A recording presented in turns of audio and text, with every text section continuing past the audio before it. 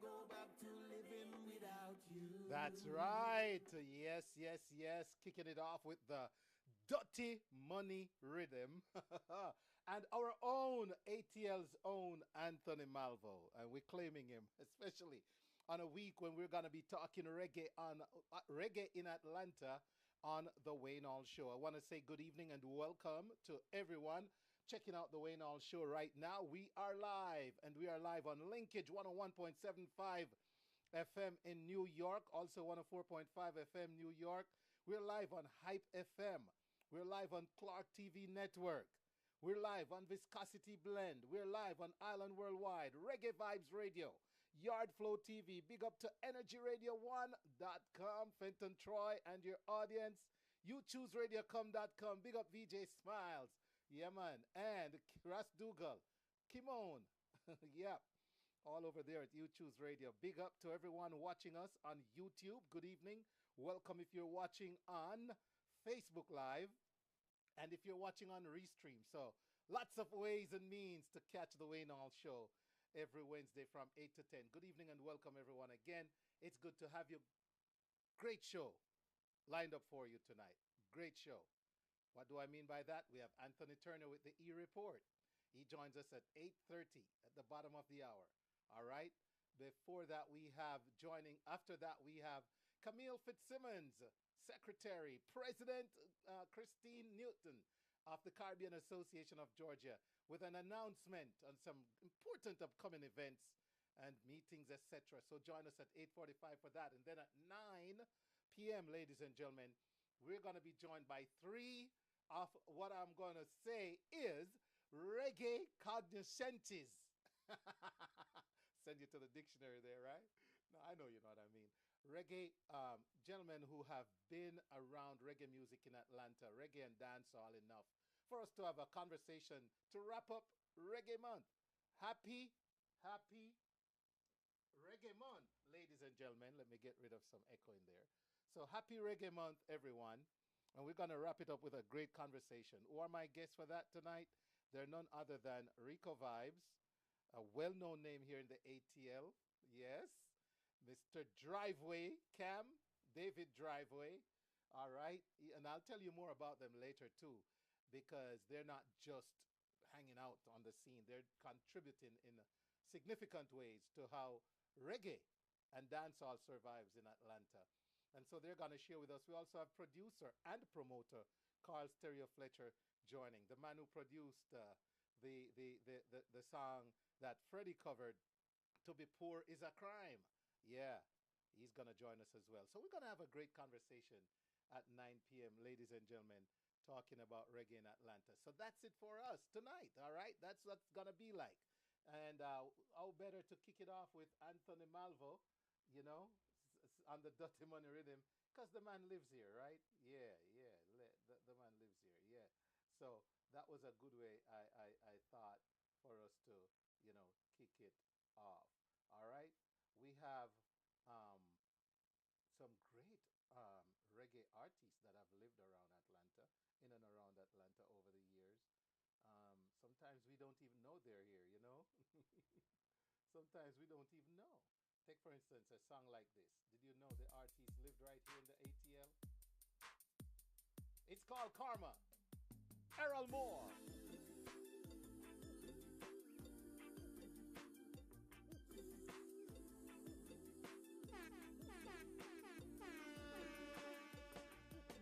Karma will get you every time. Where you are going to, where you are going to. Whoa, yes. Say you're living your best life with no regards to others. People around you, everyone is suffering now.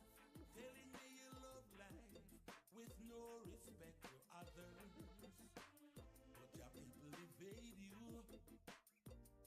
You just are use and abuse them. Karma, it will come knocking on your door. Say, karma will blow your mind. Hey, karma, what goes around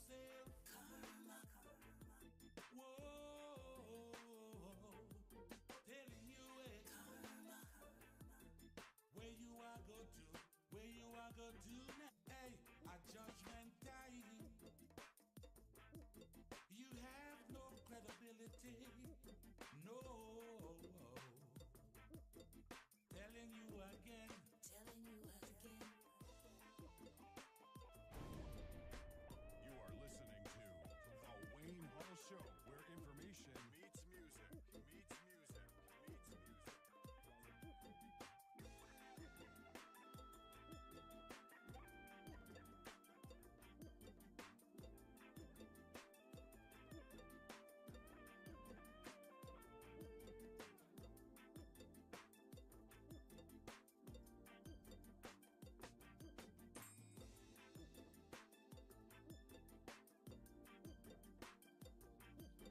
Yeah, people, we must get together at just one love.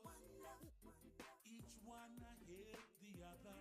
Hey, so when you come for me, come That's on. right. That's right. So, once again, ladies and gentlemen, good evening and welcome.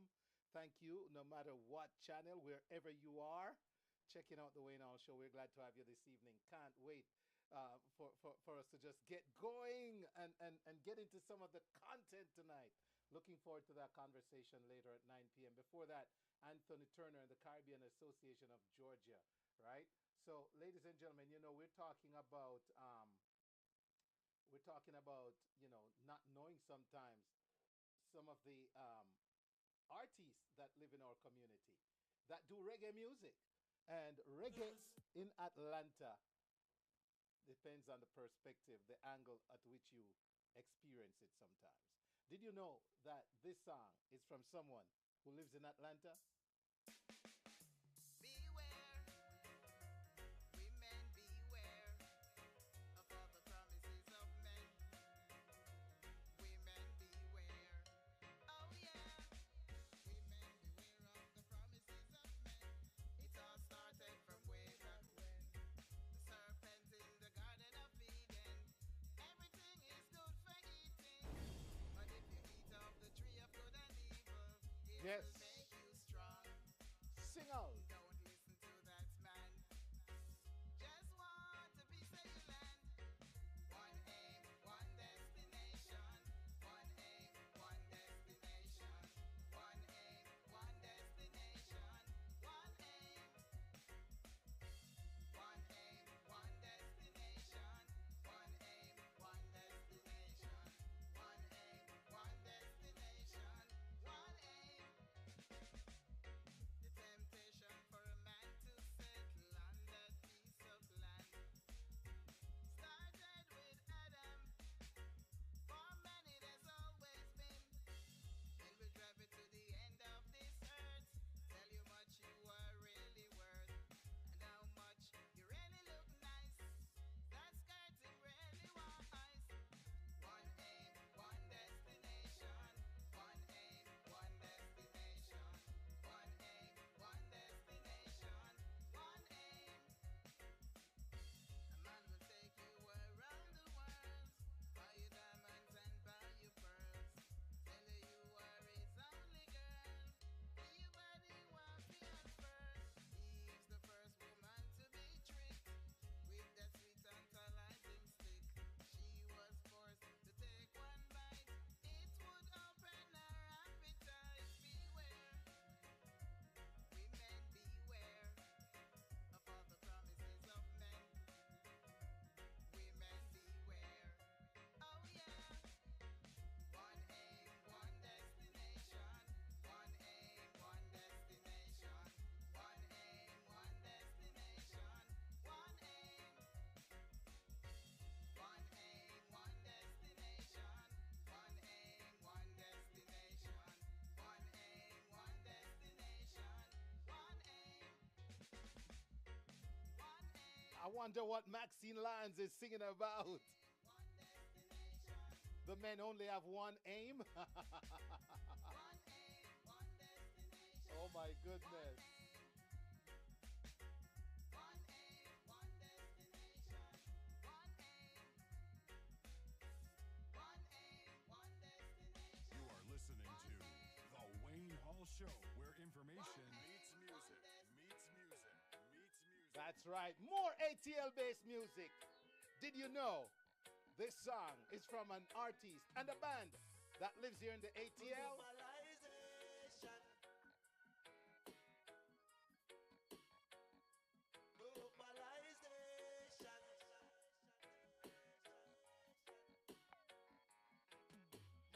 multinational, transnational corporations dominate the masses through globalization. Multinational, transnational corporations exploit the masses through globalization, controlling the masses like puppet and strings.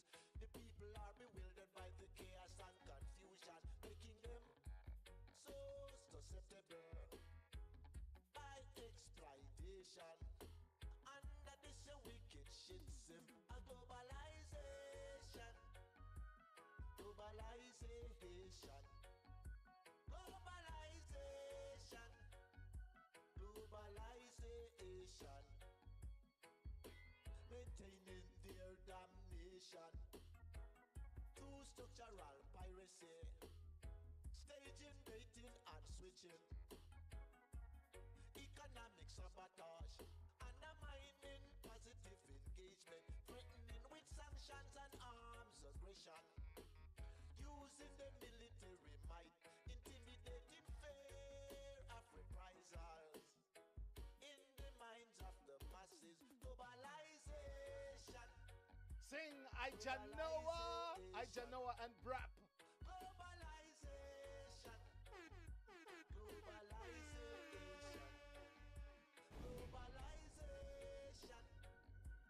globalization, globalization, globalization, globalization, globalization, mass manipulation, global deception, violation, exploitation, domination, ravaging nations, destabilizing, staging wars, causing mass migration, starvation, sufferation, while they're raping, robbing, and plundering nation, nation, nation, nation, nation.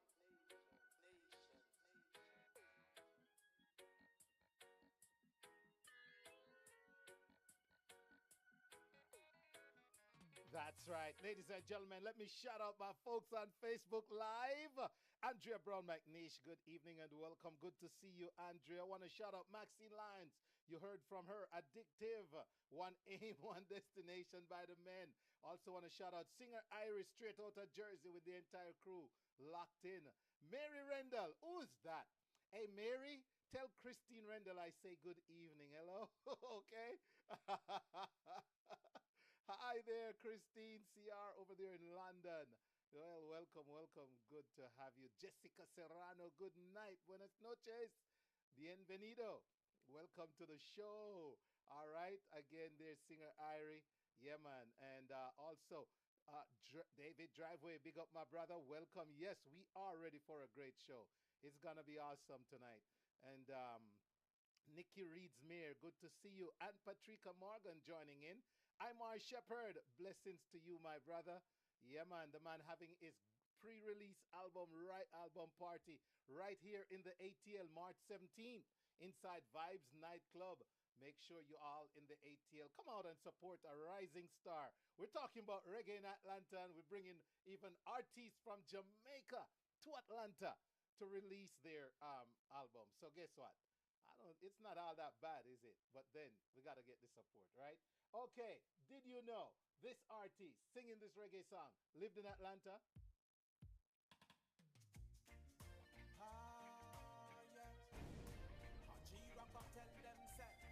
G-Rock!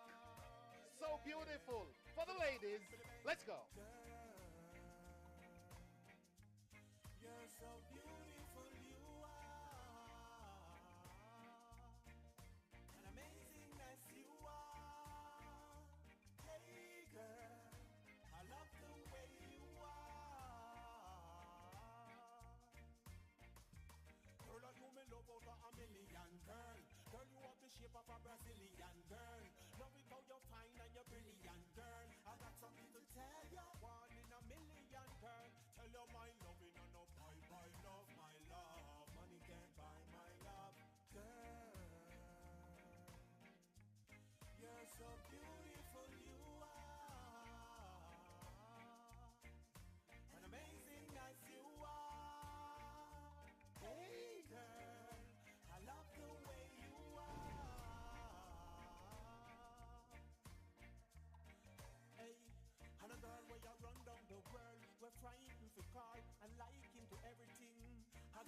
will know where she want, have her head on her shoulder, not searching for anything.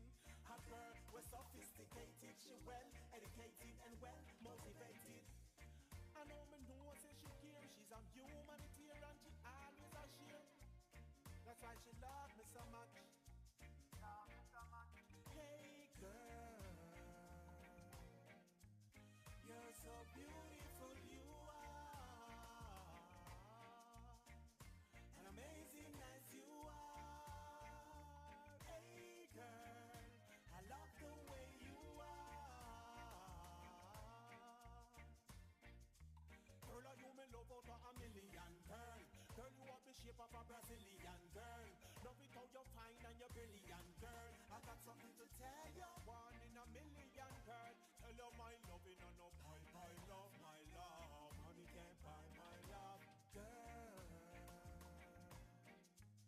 You're so beautiful, you are,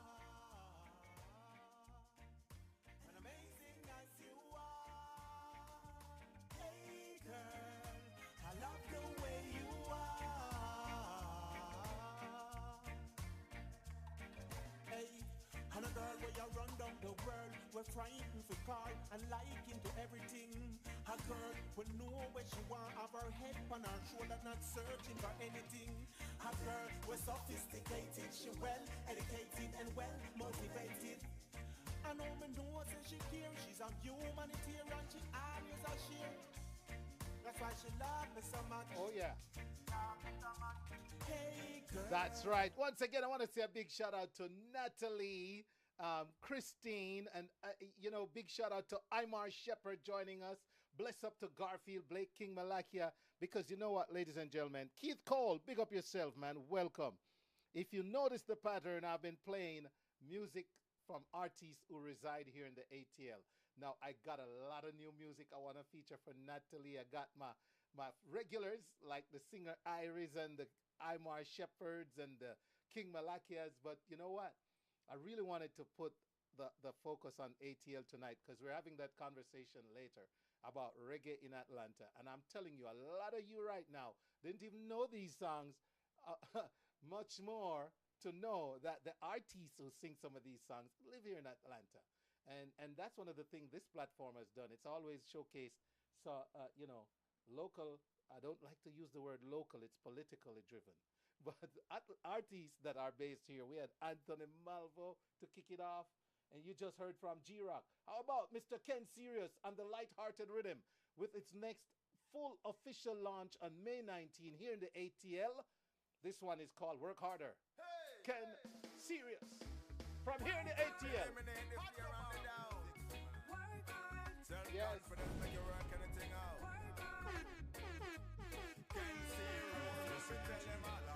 Wayne Hall Show, where information meets music. Get strong before man turn creative switch on. Sow the seed and the farm before you want reap the corn. And stop read the band Uncle Tom. Because your will, you can accomplish. Stop chill. Now go and confront it, down your bill. Yo, from your mind dump it. The positive energy, go and pump it up by the sweat of your brow. You shall eat bread, be no master slave, no self-reliance instead. Time is precious, must not be wasted. Make that move, claim the victory always. Hold up your head when our creative abilities get so limited. Remember we are the ones who built the pyramids long centuries ago in the land of Egypt and solve mysteries to modern scientists. The one your name, work hard for what you want in life. Work hard, take chance in life. Work hard, advance in life. The bit of success will make you dance in life. Work hard for what you want in life. Work hard, take chance in life. Work hard, advance in life. The bit of success will make you dance because nothing will fall from sky in your lap. Hey, you must tell them, work Ken. hard if you want to reach the top. Yes. Have a focus mind, never get distracted. Your goal, you will achieve that. So don't you play anyone for your reluctance. If I'm not crowning your goal of living fancy. Never play the role of fancy. I'm gonna lose your soul to ignorancy. I'll be brave and bold with militancy. Have self-control, no conquer poverty triumphantly. The one your name work hard for what you want in life. Work hard, take chance in life. Work hard, advance in life. The bit of success will make you dance in life. Work hard for what you want in life. Work hard, take chance in life. Work hard. Thank you, Patrika. Patrika, put where you're from in the chat. Patrika is dancing in her kitchen. Sow the seed and the farm before you want reap the corn. And stop read the band Uncle Tom. Because your will, you can accomplish. Stop chill. Now go and confront it down to build. Down from your mind, dump it. The positive energy, one pump it. By the sweat of your brow, you shall eat bread. Be no master, slave, no self-reliance instead. Time is precious, must not be wasted. Make that move, claim the victory and rest. Hold up your head when our creative abilities get so limited. Remember, we are the ones who built the pyramids. I love it, I love it. In the land of Egypt and solve mysteries to modern scientists. The one your name work hard for what you want in life. Work hard, take chance in life. Work hard, advance in life. The bit of success will make you dance in life. Work hard for what you want in life. Work hard, take chance in life. Work hard, advance in life. The bit of success will make you dance. Yes, the bit of success will make you jump and prance. The bit of success. That's right. The sound of Ken Sirius, man. Another ATL artist who does reggae. And ladies and gentlemen, what an amazing set of songs. We kicked off with 30 minutes of music from artists who all reside in the ATL. We started with the Dirty Money Rhythm, Anthony Malvo, and worked our way down to Ken Sirius. We had G-Rock, we had Maxine Lyons, we had two bands. Errol Moore usually is with a band. Errol Moore, but he, individual, but performs a lot with his own band. And then we have Ijano and Brat, another great group band there. So we had some good music to kick us off on a Wednesday right here on the Wayne Hall Show. Short break. When we're back with Anthony Turner with the E-Report. And if we have to wait for Anthony, guess what? I got more great music from the ATL. Here we go. I Have Less Music at the Wayne Hall Show presents Imar Shepherd's Morning Glory album pre-release party inside Vibes Nightclub at 4469 Glenwood Road in Decatur, Georgia on Sunday, March 17th, 2024 at 6 p.m. featuring performances by Imar Shepherd, Nat Righteous, MC Wayne Hall with DJ Cold Rice on the Wheels of Steel. Donation $10 at the door. It's the Morning Glory album pre-release party featuring Imar Shepherd at Vibes Nightclub. See you there. Ladies and gentlemen, the show starts in 3, 2, 1, go. Atlanta, you've waited all year for the return of the premier, the top tier, the best carnival in the world, the downtown official Caribbean Celebration 2024. This year promises to be exuberant as we celebrate 37 years of culture, 37 years of revelry, and 37 years of Caribbean music. One stage, 15 artists, Motto, Pampa, Tedderson John, Lavaman, Jadelle, Problem Child, and Kenny Blessing. The blazing lineup will also feature Tian Winter, Trinidad Killer, Squid, Little Rick, Burning Flames, Ace Abandon, and DJ Sheen. So save the date. It blasts off on the 25th of May, 2024, starting at 10 a.m. to 10 p.m. at Westside Park, 1660 Northwest Atlanta, Georgia, 30318. Atlanta. Rhythm, One. Jamaica, Reggae, Carnival. Retreat, featuring Turbulence the Future. Reggae Vibes Promotions presents Jamaica Reggae Retreat with international reggae star Turbulence. Join us in Montego Bay, Jamaica from April 18th through the 22nd, 2024. Spend 4 nights and 5 days at an all-inclusive Jamaican-owned resort on the famous Hip Strip, walking distance from the world-renowned Doctor's Cave Beach. Immerse yourself in the rich culture as you participate in a one-of-a-kind tour to 9 Mile St. Anne, the birthplace of Bob Marley. But they told me not to smoke on the job. I'm not a good listener. So I end up lost my job 6 times. From Monday to Saturday.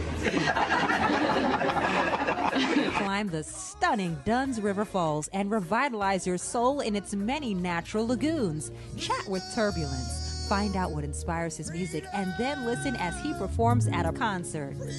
Increase your knowledge of Rastafarianism with special 420 day activities. Visit reggaevibestravel.com for more details. Rondell Village Resort and Spa is a stunning beachfront resort located on Negril's 7 Mile Beach in Jamaica. Rondell Village offers a perfect blend of luxury and relaxation, marked by its pristine white sand beaches, crystal clear water, and lush tropical surroundings. Choose from our 1, 2, or 3 bedroom villas, each with its private jacuzzi and the option of a private chef. Enjoy our fine restaurants, beach, bar, village spa, and salon. Our outdoor pools and jacuzzis are open daily. Planning a wedding, family reunion, or simply getting away? Rondell Village is the perfect destination. This exclusive family-owned beachfront resort awaits you. For reservations, call 876-957-4413 or 800-544-5979 or visit info@rondellvillage.com or their website rondellvillage.com. See you soon at Rondell Village Resort in Negril. That's right. I look forward to seeing you. Rondell Village Resorts in Jamaica. Negril is calling. And ladies and gentlemen, it's that time of the show when we bring you the man with the latest and greatest in the world of entertainment. He goes by the name of Anthony Turner, and he's hot on the burner. Anthony Turner, how are you? All is well. Let me make sure you're coming through the system clearly. All is well. How about yourself? Yeah, everything There you is go. well, a lot of the entertainment world. There's just so much things happening, and I'm sure you may have spoken about it, but just kind of reflecting on the past, Peter Morgan, of course, the lead singer of Grammy award-winning reggae band Morgan Heritage, who died on Sunday at the age of 46, and Morgan Heritage, of course, known for big hits like Don't Have a Dread to Be Rasta, Down by the River, Tell Me How Come, She's Still Loving Me. All those big hit songs, some of the songs that we, of course, love and know. And there was a tribute that they posted on their website, and I just read the first couple lines. It says, "It is out of sincere love that we share that our beloved husband, father, son, and brother and lead singer of Morgan Heritage, Peter Anthony Morgan, has ascended today." The Morgan family wrote in a statement posted to Instagram. It said, "Jah come and save from ourselves because love is only way, or is the only way."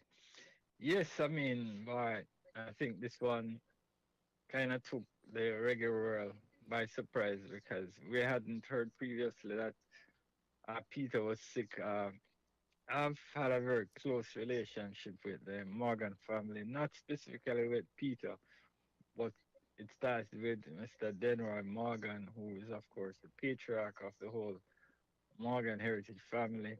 And I work with Lazar Morgan, who is Yeah. had a big hit one by one of Yes. Mr. Yes. Morgan's Yes. son. And then Who was on here? Remember we had him on? yeah, Yeah. absolutely. Peter Then too. We had Peter on, Gramps, okay. Una. We've interviewed Mm, quite a few of them. Yeah. yeah, man, and I had some work, did some work with, Gramps Morgan back in, I think, somewhere around 2005, 2006, when war, he became a solo artist and, started to pursue that. And we had some actually very fun memories of working with Gramps. He's a very dedicated artist, really a sampler, as I would say. And that was a very productive relationship. We still maintain contact to this day. In fact, I texted him yesterday. Really didn't expect to hear anything because I'm sure he must be Yeah. bombarded with Yeah. lots Mm-hmm. of stuff. And but he nevertheless he responded saying that it was very tough, and I encourage him to be strong, and you know and Yeah. I had an opportunity to work with Ruben Shaw, who is the eldest grandson of Mr. Morgan. He would be a nephew of Peter Morgan, and we're actually working as we speak. He was just in Jamaica. He came back on Sunday, which is, of course, the same day that Peter passed away. And even when he was in Jamaica, I had, he didn't say anything about Peter's illness. When I spoke to him, he was the one actually who confirmed to me that Peter had, in fact, passed away. Because when I got a call that Peter had passed, I immediately reached out to him. And even before I asked the question, he was at the airport and he told me, well, I'm on my way back, but just, you're probably calling about the news about Peter. And he told me, yes, Peter had in fact passed away. He told me that Peter was in Jamaica maybe about 3 weeks ago, and that's when he first took sick. And he came back to the US to get treatment. He was in the hospital, and he said he got a stroke initially, and they were still very hopeful at that point. And then there was a second stroke, and I think that one was just too much for him to overcome.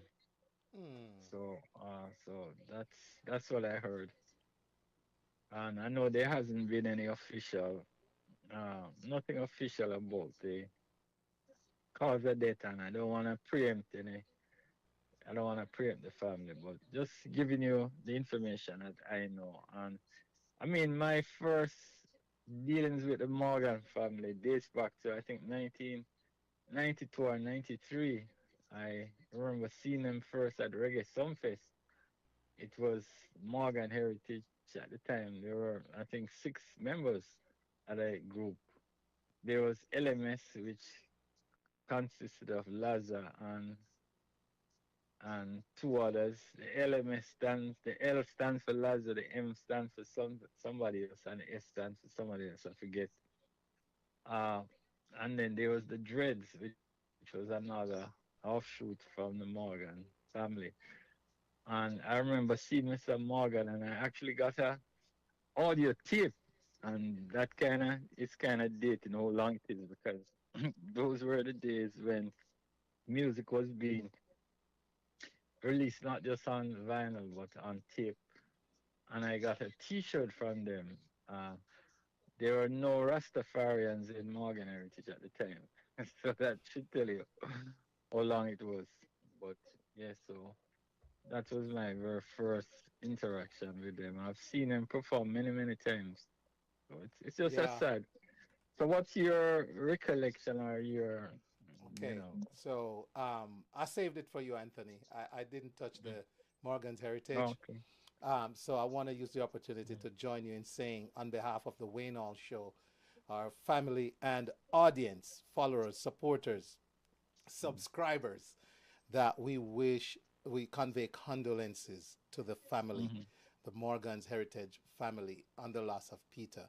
Peter, has that distinct Mm-hmm. sounding voice that you can tell, and so does Gramps. You could tell which Mm-hmm. either of them is, but Peter, I recall I used to like this group, Morgan's Heritage, and I tell you the story with them. I just liked their music, so I would try to get the CDs and everything. But Mm-hmm. man, when I saw them perform for the first time, I think it was White River Reggae Bash the first time I saw them. Oh Saw wow, them in more than Ultra, once. Yeah. And I'm trying to remember if that's the time I saw Garnet Silk too, but it was mm, way back, right? And they started with a chant. They mm, started with a chant, Anthony, that just hooked me. And then when they went through their big tunes, man, I mm, was looking for every Morgan's Heritage CD to buy. I think I dropped off after a while because so much going on, but I would mm, go after every Morgan's Heritage CD after that. So I have a great compilation of Morgan's Heritage music because I really mm, loved what I heard mm, and saw that day.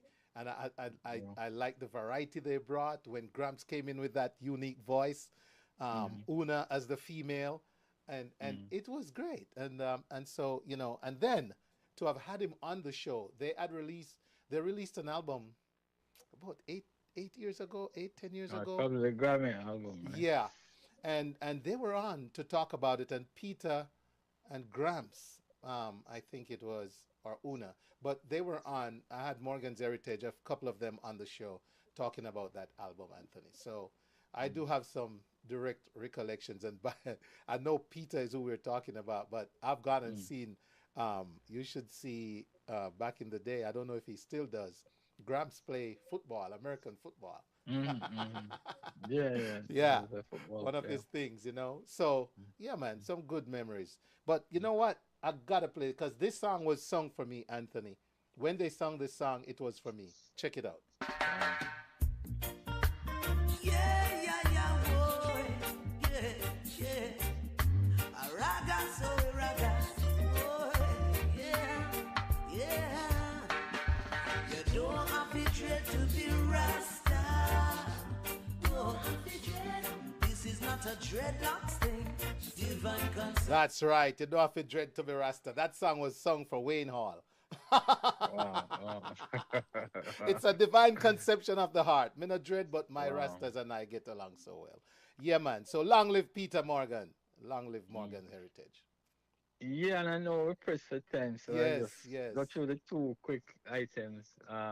News came out today that Sizzla Kalonji has, his US visa is reinstalled, Oh, paving the cool. way for him to headline Boston Dancehall Reggae Series, and that happens on August 10th. So I know, people like Bounty Killer must be saying, why can't I get my visa? Because, I know he's been waiting in the wings. The doctor beat him on waiting in the wings. And finally, over the weekend, this past weekend, Niger Boy was in Guyana. He performed at the Masharama, which is a huge festival that it's an annual celebration of the country's status as a republic. And this was Niger Boy's first time. And over 20,000 patrons were there. He was the headliner. And from all reports, it was a smashing success. While he was there, he actually met His Excellency Dr. Mohammed Ali, who is president of Guyana, and he met the First Lady, Ariaya Ali. So overall, Niger boy is just happy, and it looks I like see he may that. actually be Yeah. going back. So, all right. So, yeah, man. So we in great chatting as always, man. Yeah, man. You know. I appreciate it, Anthony. And thank you for helping us to recall the great work of Peter Morgan while he was Mm-hmm, here with us with Morgan Heritage. As always, you deliver, sir. mm-hmm. I appreciate you. All right, you take care, man. Thank you. Ladies and gentlemen, Anthony Turner, they're hot on the burner. And without further ado, I want to move on to my next guests, ladies and gentlemen. Um, they are representing the Caribbean Association of Georgia. They have a big announcement. Tell everybody right now, come check out Caribbean Association of Georgia. What am I for talk, say? All right, we're going to go right on over to Zoomland, and I'm going to make sure that we can hear them. Let me see here. Let me put that on and say good evening and welcome.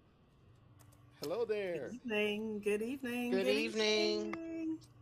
We are Hello. here. All right, there you go. How are you? We are wonderful.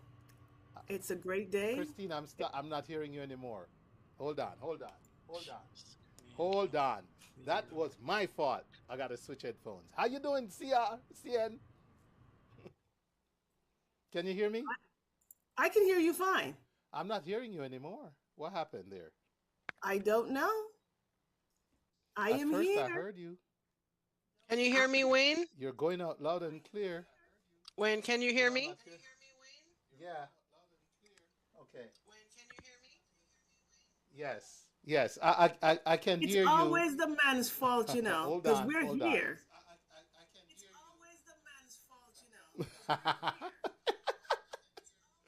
The audience is hearing you loud and clear. I just can't hear you. So let me make a quick switcheroo. That's okay. I know why. I know why.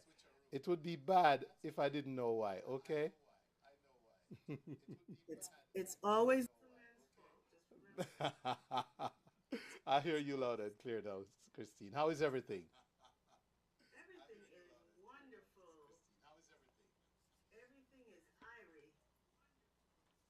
And we're here to represent the Caribbean. Okay, And good. yeah, we So want you what? to hear everything that we have to say. So That's right. get your sound system together. Yes, man. We're good, man. We're good. We're good. Um, yeah, sometimes you mute too many buttons. But what's going on? Congratulations, Christine, on being elected the president of the Caribbean Association of Georgia. I know you work hard with that committee, so and group and organization. So well deserved. Congrats. Well, thank you so much. I appreciate it. I was, nominated and then I was voted in and I was like, okay, what do we have here? So, but I'm here to represent the Caribbean islands in the best possible light. I'm here to take CAG to the next level, but most importantly, to represent each and every Caribbean island. And we're not just about the Caribbean. We are kind of, but there are people that are Caribbean descendants that are were born here. So we could say we're open to the community, and we are, and we welcome everyone. Great, great, great, great. Camille, can you hear us? Yes, I can. How are you today? I'm good, Wayne. Thank you for having us. Thank you. Awesome. All right. So I know you have something important you want to share with us tonight. Want to go ahead? Go ahead, Camille. Okay, I'll announce it. So we have our first in-person meeting coming up March 2nd. It's normally our monthly meeting that we have. We usually have it on Zoom, open to whoever register and so forth, and then we show it online. But we're going to have an in-person meeting March 2nd, Cool. 5 p.m. at Sparkle D's restaurant and lounge. So we're asking the community to come out. We haven't had an in-person meeting in a very long time, like since COVID. So this is an opportunity that we're utilizing to reach our seniors. So in addition to our monthly meeting, we want to have fun with our seniors afterwards. So come out, bring your mama, your granny, your auntie, whoever. Bring them on out.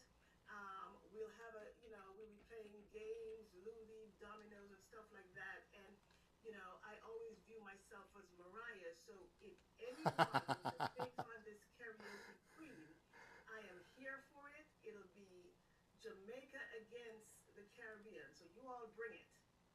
We'll have a sing off together. Jamaica against the rest of the Caribbean? Oh no. Don't listen to her, Wayne. Oh no. So, it's gonna be informative. It's a regular meeting, but we wanted to do something different. We wanted to bring the community together, and we wanted to have fun with our seniors. So bring them out. We'll sing them a tune.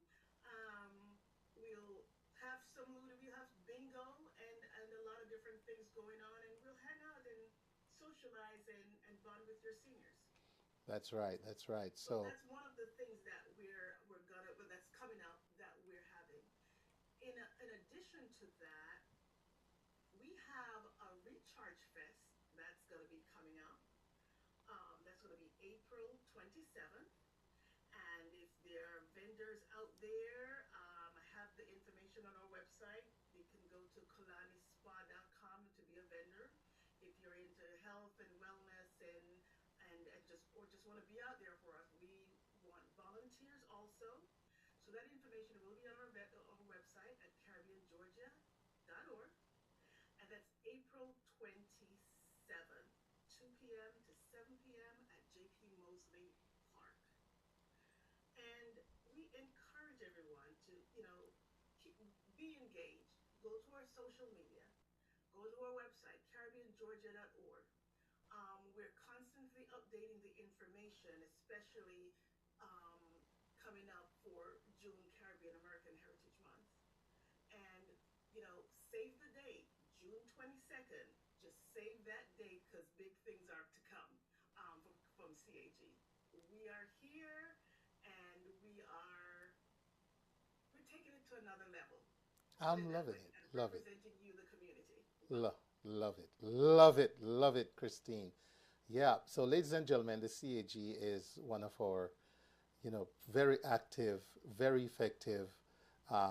Those of you who follow Wayne Hall knows that every Christmas I'm part of their Toys for Tots giveaways. We do that one here in Lawrenceville for the last 3 or 4 years. We've been doing it at Jay's Caribbean Cuisine. Big up to Jay's Caribbean Cuisine.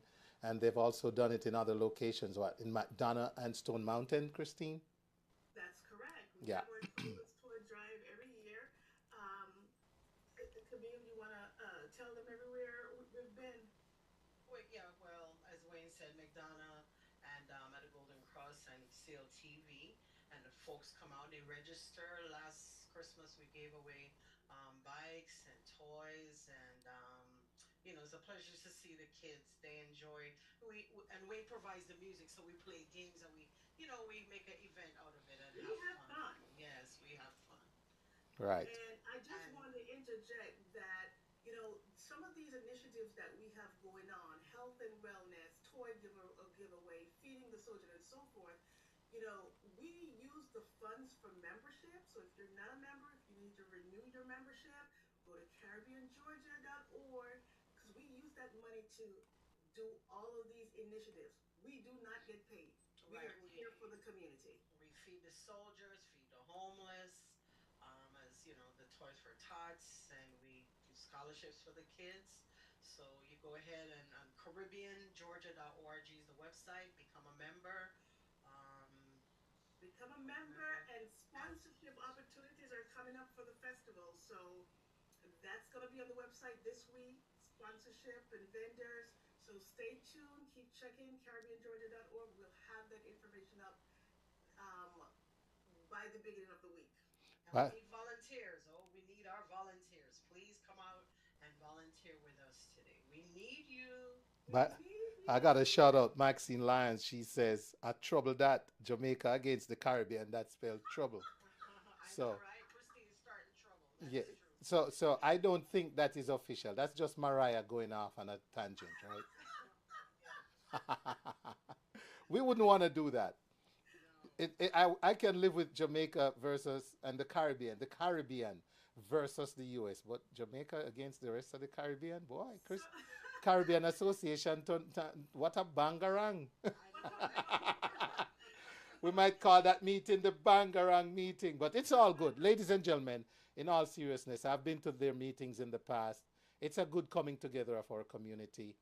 And, it's a great umbrella that represents us so well. They spearheaded our participation in the last year's Black History Month programming on Fox 5, which I had the pleasure of being a part of.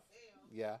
So that and more. So support the Caribbean Association of Georgia. There's the flyer on the screen, March 2nd, in person meeting at 5 p.m. And shout out to Sparkle D's Restaurant and Lounge for hosting.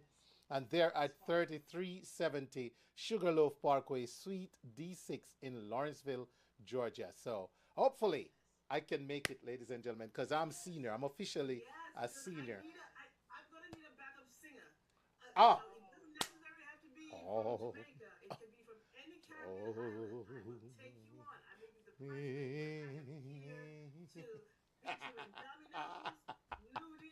Yes, You we're come gonna have on a lot of out for games. Sparkle Woo, D, Lord. and we're gonna have Yes. some fun. That's right. We're gonna That's have fun, right. and I just want to say also, I'm working on also getting a food distribution to the Gwinnett County area. So we'll talk about that in the future, because I know there's some people out there having hard times. So try to get some groceries out to them. So we're working on that as well. Thank you for that, Camille. All right. Okay. Anything else, ladies? Just mark the date, save the date, June 22nd. Big things to come, guys. Vendors and sponsors, we're going to need you. So don't spend that money yet. Everything will be on the website.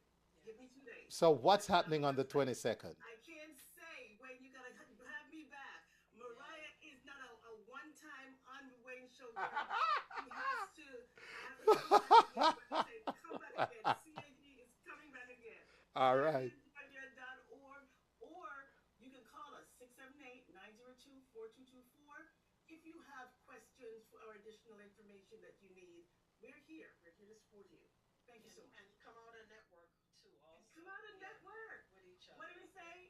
March 2nd, 5 p.m. Sparkle D Restaurant. In It almost Lawrence. rhymes. The word is out. The word is out. All right. Thank you. All righty. Thank you, Okay. for having us. You're welcome. Bye bye.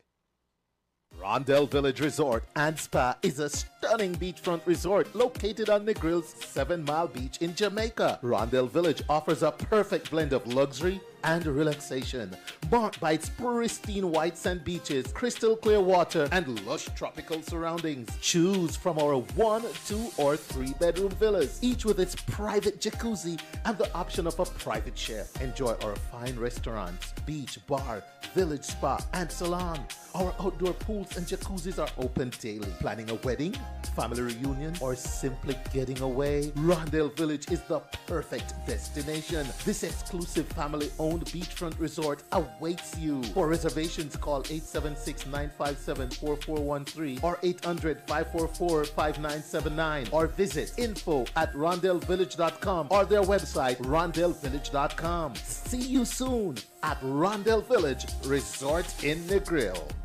I Am Blessed Music and the Wayne Hall Show presents Imar Shepherd's Morning Glory album pre-release party inside Vibes Nightclub at 4469 Glenwood Road in Decatur, Georgia on Sunday, March 17th, 2024 at 6 p.m. featuring performances by Imar Shepherd, Nat Righteous, MC Wayne Hall with DJ Cold Rice You're coming? on the Wheels of Steel. Donation $10 at the door. It's the Morning Glory album pre-release party featuring Imar Shepherd at Vibes Nightclub. See you there.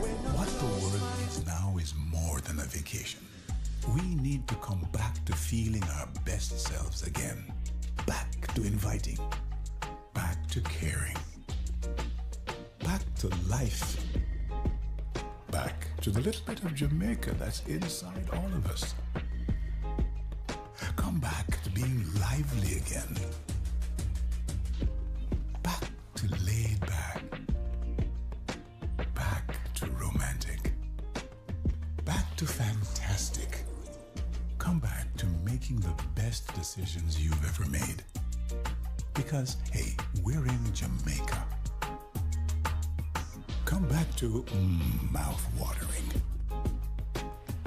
heart-pumping, breathtaking. It's time, don't you think? Come back to the vibe that comes alive in Jamaica. That's right. JTB saying come back. You know, they've got travel advisories, but everybody that goes to Jamaica and come back says, man, best time I ever had. I was safe. I felt good. Listen, I grew up in Jamaica. I lived there until I was grown, a grown man. Never got robbed. Came to Atlanta. Got carjacked. Held at gunpoint. Not by one gun, by 2 guns. Driven around. I stole from my ATM. And I had to beg for my life. But, you know, we are giving advisory for people not to go somewhere else. So, I don't know. It's life. Ladies and gentlemen, it's a good time to shout out my listeners on Linkage 101.7, 104.5 FM New York, Hype FM, checking us out down there in South Florida, Clark TV Network, streaming on Roku. Got to shout out viscosityblend.com, Island Worldwide, Reggae Vibes Radio, Yardflow TV, EnergyRadio1.com, You Choose Radio.com.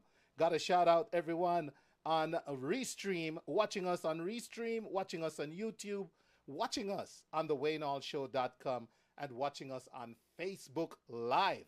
Hello to everyone. I'm going to Jamaica on the 24th. All right, cool. That's what I'm talking about. But you know what's going down tonight, ladies and gentlemen?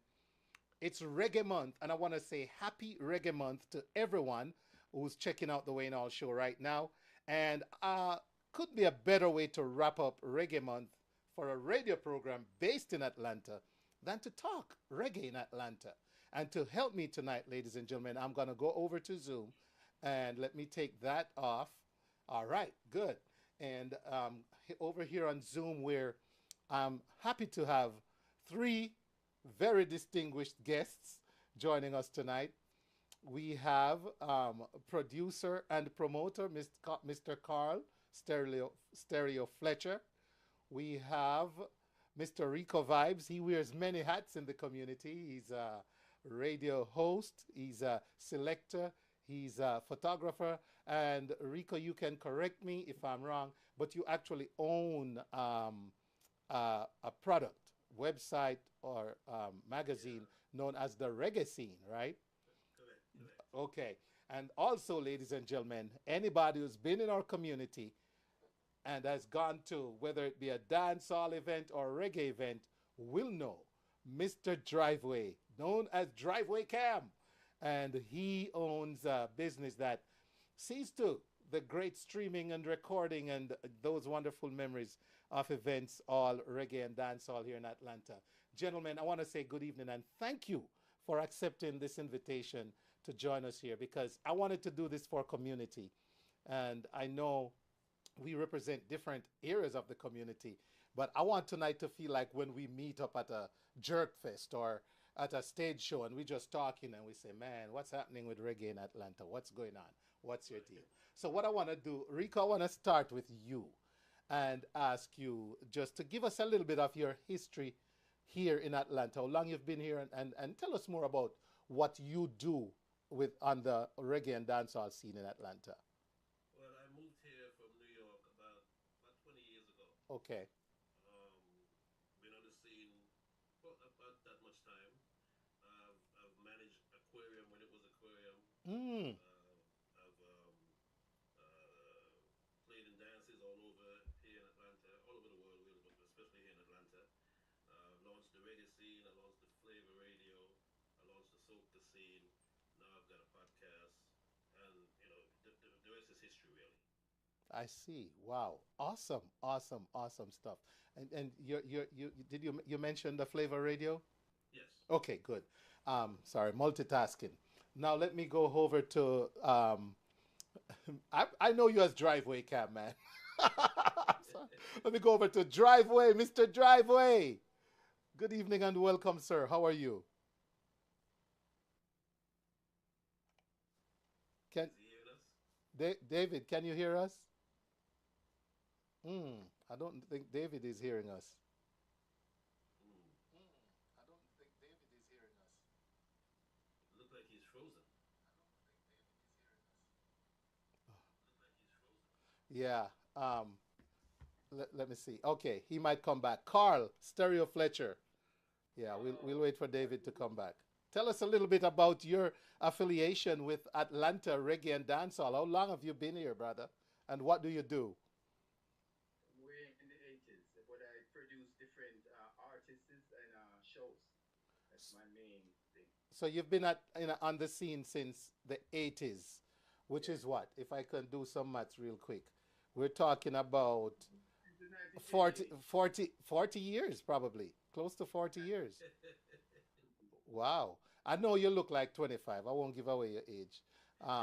But that's a long, because I got married in 94. That's the way I keep up with things. I'm 30 years into it. So, yeah, You're talking over 30 years, man. So, and you've been a promoter and a producer. Record producer, yes, I did. Awesome, awesome. Rumor has it you produced that big hit that Freddie McGregor can claim to be poor is a crime. Yeah, yeah, yeah. That big hit that he did. Yeah. I was a original producer. I produced a group in Jamaica by name Still Cool, and I did the recording and went to London in the 80s, and it went to number one on the Black Echo chart up there. All right. 10 year after Freddie did it over, but he never mentioned nothing about the production that I did. It's kind of strange how he just kept it. Oh, people tell him, big song, Freddie, we like it. He never say, oh, it's my bridging stereo or still cool. You see, and a lot of us might not have known the origin of that song because honestly, I did not know originally that when Freddie McGregor did that song, it was a cover version of another song. So thank you for sharing that and congrats, man. And thank you for joining us. I see the driveway cam is back. All right. Can you hear us now, David? Yes, I can. Can you hear me? Loud and clear, brethren. Welcome back. Yeah, man. See, this is what I get for not trusting my cell phone.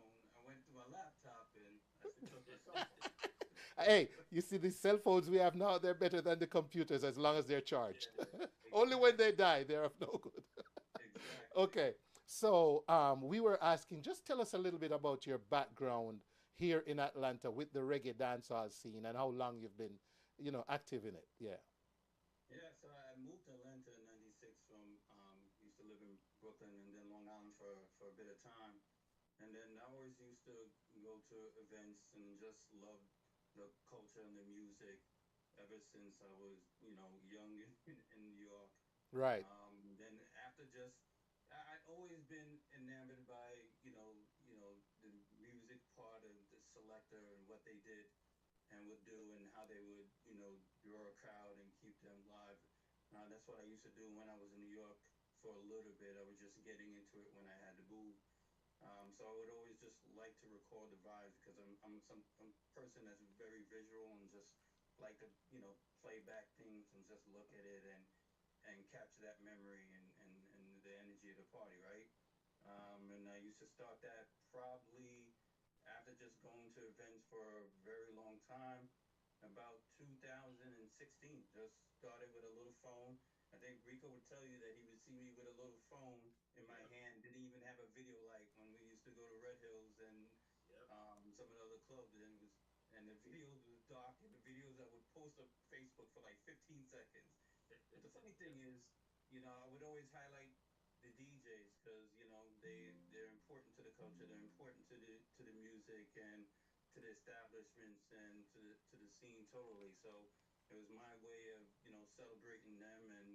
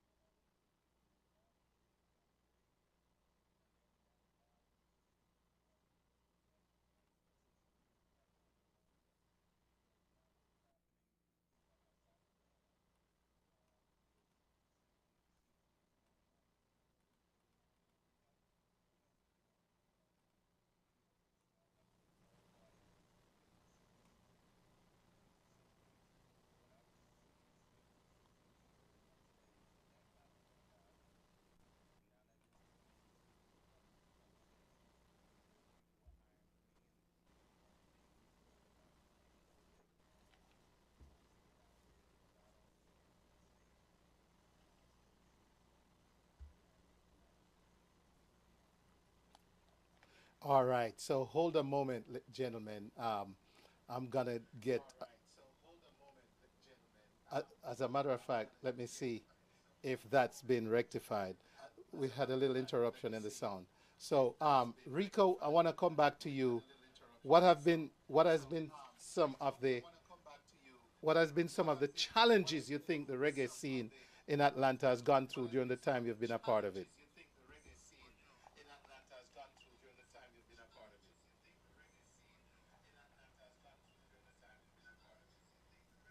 Okay, hold on, gentlemen.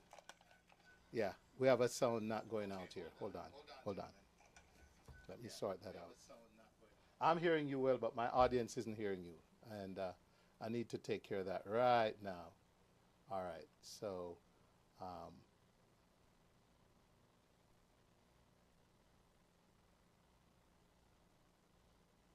Okay.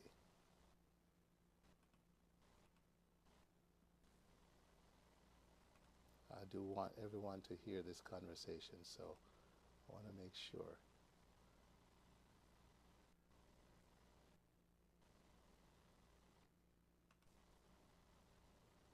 Okay. All right. Worst case scenario, we can restart Zoom, but let me see. Rico, let's try you again.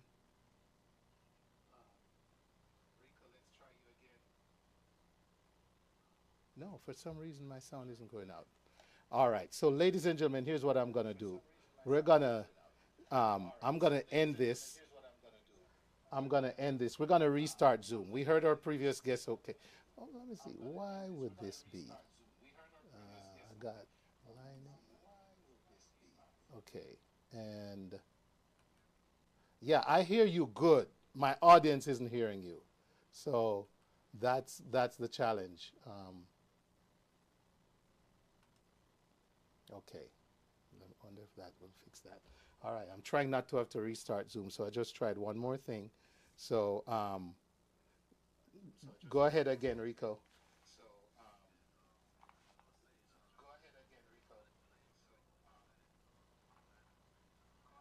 No, not going out. Not going out. All right. So I'm going to end this and have you just join back in, please, gentlemen. Okay. Everybody, all of you.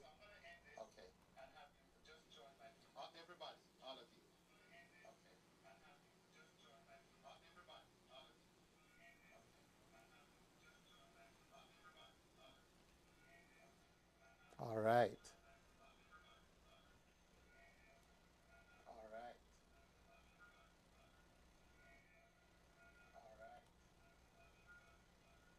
What the I world Bless needs Music now at the is Wayne Hall more Show than presents Imar Shepherd Morning Glory album pre-release party inside Vibes Nightclub at 4469 Glenwood Road in Decatur, Georgia on Sunday. What the world needs now is more than a vacation. We need to come back to feeling our best selves again. Back to inviting. Back to caring. Back to life. Back to the little bit of Jamaica that's inside all of us. Come back to being lively again. Back to laid back. Back to romantic. Back to fantastic. Come back to making the best decisions you've ever made. Because, hey, we're in Jamaica. Come back to mouth-watering, heart-pumping, breathtaking. It's time, don't you think? Come back to the vibe that comes alive in Jamaica.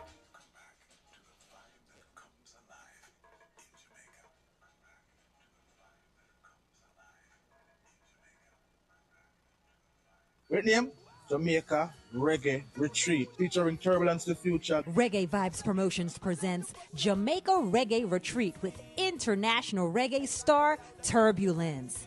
Join us in Montego Bay, Jamaica from April 18th through the 22nd, 2024. Spend 4 nights and 5 days at an all-inclusive Jamaican-owned resort on the famous Hip Strip, walking distance from the world-renowned Doctor's Cave Beach. Immerse yourself in the rich culture as you participate in a one-of-a-kind tour to 9 Mile St. Anne, the birthplace of Bob Marley. But they told me not to smoke on the job. I'm not a good listener. So I end up lost my job 6 times. From Monday to Saturday. Climb the stunning Dunn's River Falls and revitalize your soul in its many natural lagoons. Chat with Turbulence. Find out what inspires his music and then listen as he performs at a concert.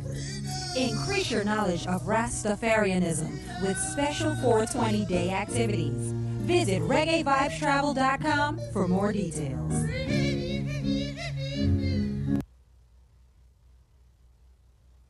Ladies and gentlemen, thank you so much for hanging in there. All right, we're going to go over to part 2 of this conversation. So let me go on over to Zoomland, and welcome back, gentlemen. Just go ahead. Okay, I'm here. I'm here. Good. I hope I All didn't jinx right. with my issues. Hey, it's technology. The first guests were fine. You came on, and guess what? It just decided, you know what? You're going to have to restart me to get me to work right. So, but it couldn't have happened at a better time because we were right at getting into the next segment of questions. Carl, I hope you're there. Carl Fletcher, are you there, sir? Stereo, are you hearing me? Okay. But Rico, you were going to tell us about some of the challenges you think the reggae scene in Atlanta has faced over the years. Yeah. Well, like I started to say, when I moved here, when I decided to move to Atlanta from New York, everybody was saying, where are you going? It's country, it's this, it's that, because at the time, in terms of the dancehall scene and the reggae scene, it was developing, but it wasn't fully developed as it is now. And I'm sure Driver can attest to this. So I've watched it growing from 5 or 6 DJs to over 40 DJs now. I've watched it going from being what's considered a C or D market to pretty much an A or B market. The major artists that wants to come here, the major events want to come here. So in terms of challenges, venues is one of the main challenges. Time, the time of the parties is challenges, and I'm sure Driver will expand more on this as well. But we're still doing a lot better than a lot of cities. So there is a light at the end of the tunnel because we're doing better than places like Connecticut that has to shut off at 1 o'clock. Places like Boston that got to shut off at 1 o'clock, and so on and so forth. So there are challenges, but I think we're doing a lot better than a lot of the cities. Okay. Yeah. All right. So David, go ahead. From your vantage point, being in Atlanta on the reggae scene and dancehall scene, those are noted, Rico. We're going to come back and tap into them a little deeper. But David, what are some of the challenges you've come across from your vantage point? Yeah, I think I got to concur with Rico. I think how we went from 5-6 years ago, I think it's almost like a gift and a curse. The community has grown so large, and let's not just talk about the dancehall community. It's also the soca community that has expanded to such a large level where there's just a lot of venues, not a lot of venues, but there's a lot of parties, a lot of promoters, and a lot of opportunities for growth there and marketing of people's brand, where we have a lot of DJs, for example, Unique Sounds, that's going international in Canada and to play and what have you, because of the success they've had in Atlanta. I think the ecosystem within Atlanta is having some trouble sustaining the growth, right? Rico kind of alluded it to earlier, the venue situation, the time situation, where it's just impacting the financial health of Atlanta as a Caribbean community for a lot of people that depend on it. So that's the challenges, where there's a lot of discussion about how we can succeed if we have certain boundaries or obstacles that we have to overcome. And I think another challenge is, with so many different people that have so many different positive agendas and directions that they want to go, how do we get under one accord for the most part so that the ecosystem can get better, so that so many people do not get negatively impacted? So I think that's kind of some of the things that's going on now. Awesome. Thank you, sir. That's quite a bit there to go Yeah. with Rico. And then from your angle, Stereo, Mr. Carl Stereo Fletcher, as a promoter producer, and that's how I met you. You were promoting an event, and someone told you you could check out the Way Down Show for promotion. What are the challenges you have faced wearing those hats in the ATL reggae and dancehall scene? Unmute, Carl, so we can hear you. Unmute your speaker. Yeah, there you go. Oh yes, yeah. Thank you. On that part, I mean, the shows they're beautiful, but with the recording section, I see a problem with it's like no love in the people who have the radio station. They are, these guys. It seems like when you put a song out, people intend to if they don't like it, they don't play it. But it's not supposed to be like that. You're supposed to give everybody a chance to be heard. Even 2 weeks, 1 month, but these guys in Atlanta moving fun. That's why I kind of step back for a minute to see what's going on because they don't know what they're doing. Everybody's on the radio. They just boosting up what they want, but they don't listen to the people in Atlanta. And they don't want to build. To me, they don't want to build anything from Atlanta. They're following the first like the a song will come from Jamaica or come from England. Or, that's what they play. And we guys who live here, they don't play our stuff, and that's where I have a problem with that. Yeah. Okay. Wow.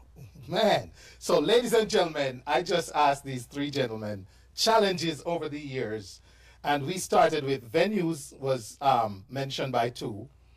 Times of events. That's. I think we're talking about the end time or The end more. time. More. Yeah. Same That. time. Yeah. That events are now have to end at one in some areas. Some Well, areas might go to in, two. in other cities, it ends at one. That's why I was saying that, ending at three is really, it's not bad, Okay. but it's bad when we used to end at five. Right. Right. And then great point from David Driveway. The community has grown and there's a lot of different aspects of the community. You mentioned soca is joining it. Carnival is one big event with lots of events during carnival season. I mean, I can't keep up with all the events that happen on a carnival week. And I don't know how the people that go to most of them do it. And you mentioned a sound that's based here being international. So venues and times, and then you mentioned the impact financially because if we don't have enough time, if people don't feel like they'll have enough time to enjoy their money, they're not gonna come. And so with so much to go around, what do you think there's a scarcity of venues too? Good venues, the right kind of Absolutely. venues? Yeah? Absolutely. Okay. So we have a scarcity of venues. Okay. Especially in the Mecca, which is Stone Mountain. Wow. Yeah. Which is like the headquarters, huh? Correct. Yeah. So David made a good point too. Being under one umbrella, we've tried different kind of organizations and different ways to organize. I'm not aware of an effort in the reggae and dancehall community to try have like an umbrella where we probably rub shoulders as promoters, especially They've tried it. promoters. They've tried it many times. Yeah? Yeah. Many times. Why it hasn't worked? What do you think? And I know it's an opinion. Honestly, I think everybody wants to be a chief. Okay. Okay. Nobody wants to be humble. All right. You're right. I think you're right with that. So right. We agree. Now, you though, Carl, mentioned no love from radio stations, and I take that very personal, man. Yeah, I take that personal as well. As a radio host in Atlanta, that when I get I play my artists from here. So what are you making sure everybody gets that music? No, listen, all right. I'm being the devil's advocate, by the way. Go ahead. There's a couple of artists I produce here. I mean, Sela, Messenger Sela, Monty, Montgomery, and Errol Moore, all them. These people don't give them no break. They just, it's like they play them song 2 times and they don't play it no more. I mean, look at, I mean, to promote a song, you need at least 3 months regular playing. Let the people tell you what they want, you know, but they just play it one time and don't play it again, and that's not going to help. Okay. Music need to be promoted. It has to play over and over. So That's all. Yeah, go ahead. here's one of the challenges radio hosts like myself. I pride my platform for being a go to, not just for music, but for information as well. So I have to share, like the first 30 minutes of my show tonight was all music. And everybody lives in Atlanta that I play their music tonight. And these are musicians whose music I've played over the years, right? So everybody whose name you just mentioned, I've either had them as an interview and promoted them on my show. So what do we need to do differently? We get flooded by new tunes. This week alone, Can I say something, Wayne? When absolutely, absolutely. This week alone, I got so many new songs, you know, and new songs alone could be the whole show. So to keep up for 3 months could be asking a little bit. But I'm not saying we shouldn't try to play locals and not locals, but the artists that live here. Yes, Rico. My issue, I understand what Carl is saying, and I do understand fully. My issue with the Atlanta artists up until recently has been one, not getting the music. Two, when I do get the music, it's not tagged properly, meaning that you would say a track one or something. It doesn't say the artist, it doesn't say the name of the song, or something like that. And so sometimes you want to play the music, but it's not tracked properly. It's not recorded properly. It's not recorded. It doesn't sound professional. The digital coding is off. So, yes. so that has been my challenge. It has gotten better in recent years, but I still have that issue where they'll send an email and there's no information about the song. There's no information about the title of the song, the artist whose the song is the producer, nothing. And you are right. I have gotten that a lot. And yes, if I don't take the time to download it and save it a certain way in Correct. a certain area, Correct. just to be able to go and retrieve it. See, Carl, understand, when we go to play music, and I'm not even a full-time, I do have a good knowledge of music, but I wouldn't class myself as a full-time selector slash DJ.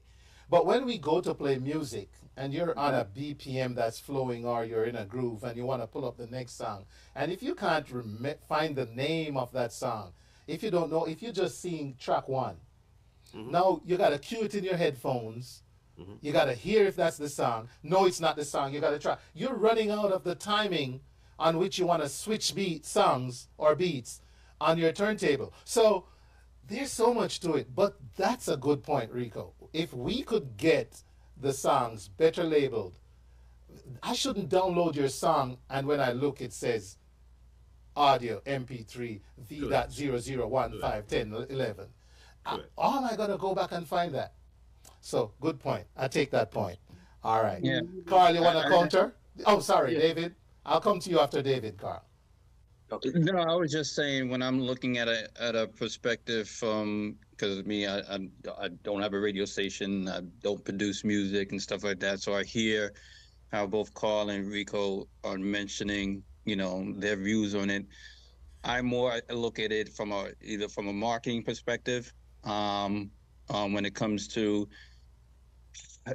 people are not knowing that these artists are having these tunes out here. So, right, are these opportunities for music to be listened to. So I think about what different things can be done from a marketing perspective, right? Because the Atlanta artists that we normally see at the venues are dancehall artists. Yes. But there's a lot of great reggae music out there that doesn't be played. So we always talk about and soca too. And we always talk about during our parties, we come from an era where in the beginning of the dance and, for a couple of hours, all we heard was reggae music, right? And it was an opportunity for those artists to be heard locally, and then also in other states and stuff like that. But we don't have that anymore. So if that's a fact, what can these artists do to make sure their music is known and that's where my mindset goes to the marketing piece. Is it, they go to these events and bring out, music, not really CDs or stuff like that. It could be digital, could be a link that they could be given out to people and what have you, because they're not going to be played in at the event. What can be done in that situation? So that's kind of been a compensation piece for a while now, because there's a lot of great music out there that needs to be heard. And just by listening to you for the first 30 minutes of the show, Wayne, I was like, okay. A couple times I haven't heard those artists before, and I was like, oh, they really do live in Atlanta. So there's a plenty of opportunity for people to hear. Yes, yes, sir. Appreciate that. Carl, you were about to say something. Well, you said a good thing there, but what we need to do is just come together and set up something for everybody. Because seems like he's willing, I am willing, so I'm we willing. to put that out and start to make the artists them come to a specific location so we can review them song, then put it together and get it in the right direction. I'm down with that. I'm willing to work that way. All in right. this. Okay, awesome. And this part leg of the conversation, ladies and gentlemen, if you just joined us, we're talking reggae in Atlanta. Happy Reggae Month, what's left of it. We have Rico Vibes. Rico is well known in Atlanta. He's a photographer, radio host, and he owns the reggae scene online. David Driveway, well known for his coverage of events, reggae and dancehall, and Carl Stereo Fletcher, promoter. We just looked at some of the challenges, and there's already suggestions, because I like when we try to fix stuff. So we're not just beating up the scene, we're actually trying to suggest stuff that might help. Now, Carl, this wasn't one of the questions I had sent initially, but if you need to noodle on this, why don't we see more shows with the artists that live here?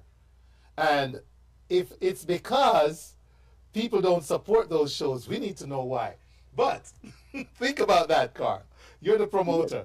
Yeah. I mean, I was planning something like that. Oh, so you're ready. I wanted to produce all the local artists. It's like getting a venue, getting a band, and getting a PA system together. That's where the problem lies, because everybody wants to charge X amount for their production, don't want to come together and let us all organize it to let it work. Because, I mean, these artists, they don't have no name, so nobody going to come out and see them. But if we come as a team and put it together, then everybody will get to see them and say, hey, that artist is all right, that artist is good.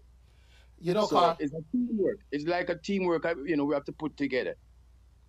I also will suggest, and you can, correct me here.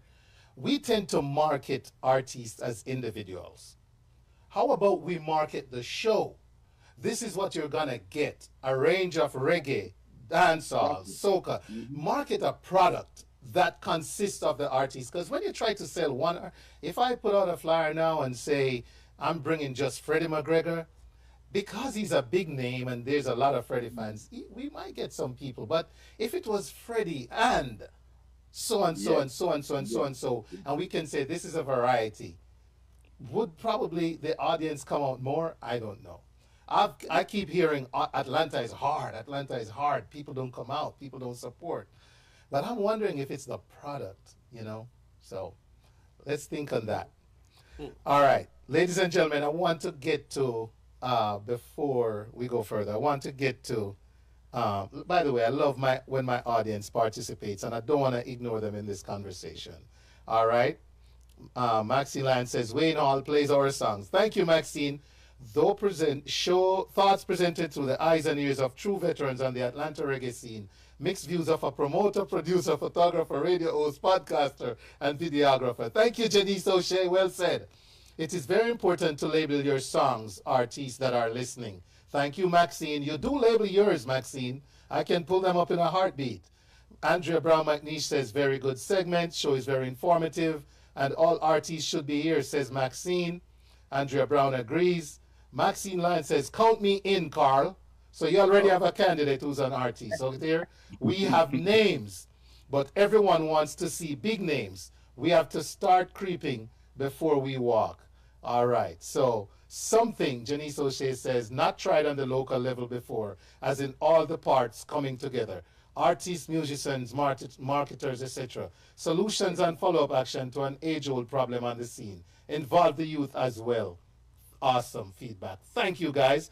Very informative show, says George Prophet. Big up, George Prophet. So there you have it, ladies. There you have it, gentlemen, and the audience, ladies and gentlemen in the audience. Members chiming in. So Patricia Morgan says she loved the vibe. Let's look at some of the good things now about the Atlanta reggae dancehall scene. We're here. I'm Jamaican, right? Rico, what's your nationality? I'm from St. Kitts Nevis. All right. David is Panamanian, right? Yes. And Carl, you're Jamaican as well. Yes, Okay. Jamaican. We're all here in this diaspora. We can't get on a plane every time our favorite artist has a show in Kingston or Nevis or somewhere in Panama. Sorry, no. Right? Huh? I need to go to my Panama geography. So, Panama City? No. Rico, don't try to trick me there. I won't say yes. I could drive to that. But we can't get on a plane to go see our favorite artists in the countries we're from, right? But when they come here, we would like to go see them. And sometimes I wish we were able to accommodate more of those artists. We see the big names. Barry's comes every year, you know. I don't know. Have we had Protege in Atlanta? Have we had about 2 years ago, yes. Okay. Yep. So we'd like to see more of a variety too. But anyhow, what are some of the good things happening in Atlanta reggae and dancehall scene? Rico, let's kick it off with you. Well, as David said before, it's a blessing and a curse because Atlanta has now become somewhat of an A/B market. Artists coming to Atlanta, the prices has skyrocketed. And so in order to get these artists, we're now challenged with some $40,000 fee for the artists and stuff like that. So it's a good thing and a bad thing because now they see a viable market, but then they've kind of priced themselves out of the market because no matter what, you can't charge but so much to go to a show here. It's not New York, it's not Miami, it's still Atlanta. You understand what I'm saying? So if you have a Barris who comes here, Barris is almost certain to sell off, but not everybody else. And why? I mean, we're not able to market. Is it that the audience don't know who these guys are? The audience do, and radio has a lot to do with that because radio is not, we're not on the FM dial as much as we should be. Yeah. Right. You understand what I'm saying? So the music doesn't, and the artist doesn't get exposed as much as they should here in Atlanta. So unless you're really into the culture, you don't know who a Valiant is. You don't know who a Arlington is. You know what I'm saying? But you know who a Barris is. Just about everybody knows who Barris is, who Freddie is, who Richie Stevens is. You understand me? And then when you look at the demographics of who's now going to events, that also now a younger demographic. Key point. Yeah. You understand what I'm saying? So all those factors has to be taken into consideration. True. Yeah, that's why I think from a strategy perspective for marketing, things got to change. You know, like I said, I was going to expose every weekend back in 2006. that's 18 years ago. So I'm in my early 50s and stuff. So I look at things differently from not only marketing, but for things that I want to spend my money on. Right. That is also goes with the people that Rico and I, not say to speak, grew up in the scene with, but that we used to connect with, work with, part with, what have you. It's a different group of people that are the main cog, so to speak, in Atlanta right now. So now you have to think about it is when you had mentioned Protege. I remember even talking to Rico about that event. I was like, wait, Protege's coming to town? I said, I didn't know about it. I happened just to, by chance to see it, and it wasn't on the east side. It was downtown. It was downtown, correct? And for whatever reason, that's another factor. And I know we were talking about things that are good, and I think at the end of the day, the growth is good. There's a lot of people that are making, that are getting the benefit financially of having a strong community from the dancehall to the reggae to the soca scene, because it's a bunch of different pockets where they can be masters, so to speak, of their trade. I'm one. I did it my own just by me being intuitive and having a desire for the love, and it turned into something profitable. And there's a lot of people that's doing that, from their own bottle server companies, their own decor companies, graphics and stuff like that. So that's a wonderful thing. Now it's about, okay, what do we do differently so now we can expand that? So when Carl is talking about, there's I guess a struggle and a frustration about artists here in Atlanta not getting the play, we can kind of find an avenue where that happens. And I think we have to build that within the area that supports us the most. We got to realize that we got to recognize we have a more younger crowd and what have you that's more into dance, so the more the value and the popcorn, the massacre and stuff like that, but they still love reggae. Yeah, yeah. You see what I'm saying? So how do we get to that and expand that?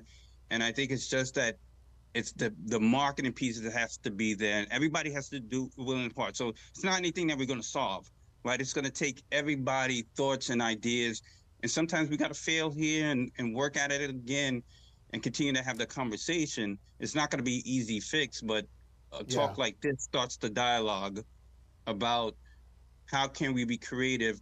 And there's a couple of people that's going to be out there that's going to have some sharp ideas that be like, okay, well, if all these shows are going to downtown, let's do something here that we can get people that hasn't gone to a reggae show definitely since pandemic time, right? Whether they're mature or whether they're young, and get them out to a show. Yep. And sometimes you can't. Sometimes you don't make money off those shows because you gotta crawl before you can walk and run. True. Like any investment in any business venture, you don't necessarily gonna hit instant payback, but you carefully invest to the point where you start getting the return. So yeah, Carl, you look like you want to say something. Yes, I think it can work, but because like me, I know basically all the artists and musicians, so it's just a matter of coming together, discuss it, and go to these different individuals and try to see if they're done with the project. Because it's easy. I know I can do it, but I don't have the backative. You understand? Not financially, just people who hungry like you and me. You understand? Want to see it go right, and it definitely will work. I know that. Rico made a great. I promote songs and I promote shows, so I know how much depths you got to go inside of it to make something work. Yeah. So it doesn't matter the artist. It's just for a team to get behind that individual or that group or whatever. So I think it can work.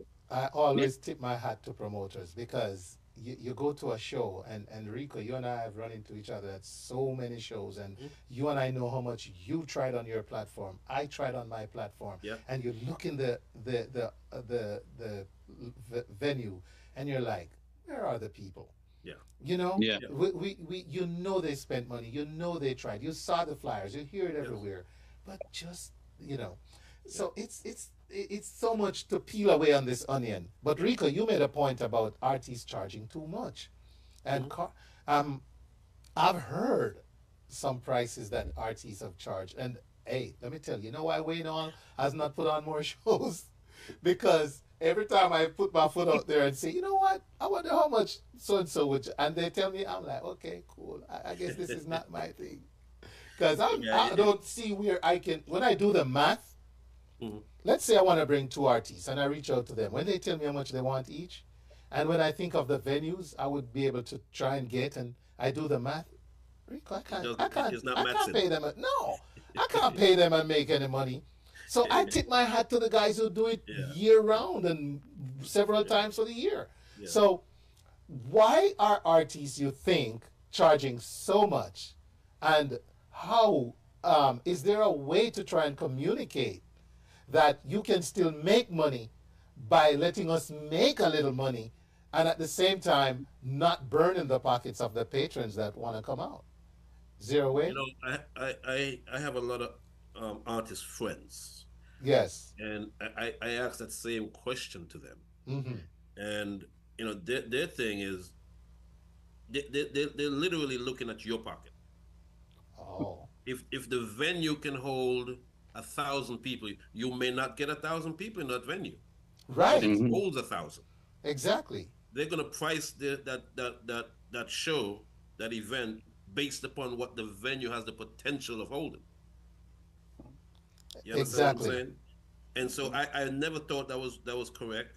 I never thought that was right at all. And what I've seen going on over the years is that the artist them has priced themselves out of business Exactly. because like you just said, I could never, or you could never, make any money by paying an artist. When you finish, it's about 60, $70,000 when you put in promotion, venue, all that stuff. You're not Exactly. gonna make, and if you do happen to do a show, you're not gonna do one next year or the following year because you're gonna lose. Mhm.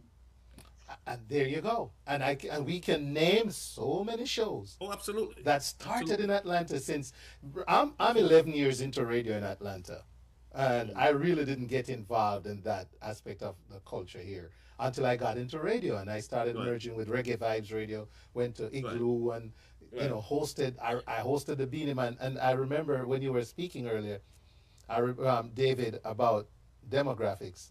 I remembered when I hosted the Beanie Man concert, and I'm doing my thing, and I'm looking at the people in the audience, and I'm saying to myself, but these are all my kids' ages. It's Yeah. like, these are all my children's ages, my kids, yeah, my children's ages, and I'm thinking, wow, us, we're not, the older folks weren't there, so, but to But go you know back what, to the Wayne? One point, one of the drawbacks as well is before David and I got here to Atlanta, and I'm not calling out anyone. There hmm used to be a lot of fraud promotion, oh, and a lot of people have been burnt by fraud promotion. I mean, whoa, say, David Driver is going to be in concert tomorrow, and David Driver doesn't show up. So Mhm. so people get kind of burnt by that as well. So you gotta put you gotta put it all together to yes. find out how we got to this position. Yes, yes, because let me tell you, it has happened in radio. People have gotten Mhm. burnt paying for commercials that weren't run, and radio shows Exactly. that weren't on air that said they were. Exactly. And I get Exactly. that when I try to tell somebody to advertise with me. I'm in a trust radio again. Right. Right. Right. People, they So take, there's yeah. a So you're lot of right. factors. Yes, There's a lot of yes. factors. But And it's not Carl, going to be an easy fix. right. But Carl, as a promoter, do you have hope that you might be able to get those prices back down when people see that they're not gonna get shows? No, the price is an individual thing, and Okay, they want to get rich off okay, poor people, so that's their thing. But what we need to do is build our own artists, and then you'll see how the money can spread. Let's say we're doing a show here with our local artists. We split the gate or whether the money equally amongst ourselves, and that will help.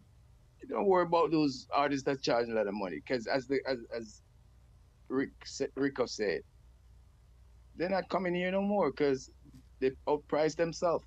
They charge too much. Yep. I just I went to a show. It was the 50th anniversary on radio for WRFG, and they Mhm, dubbed it Reggae in Atlanta. They brought reggae to Atlanta, mhm, and Mm. great show. When I tell you, the quality of the sound and the performances, we had You See Me Band, we had Ijano and Brap, we had a singer from New Orleans.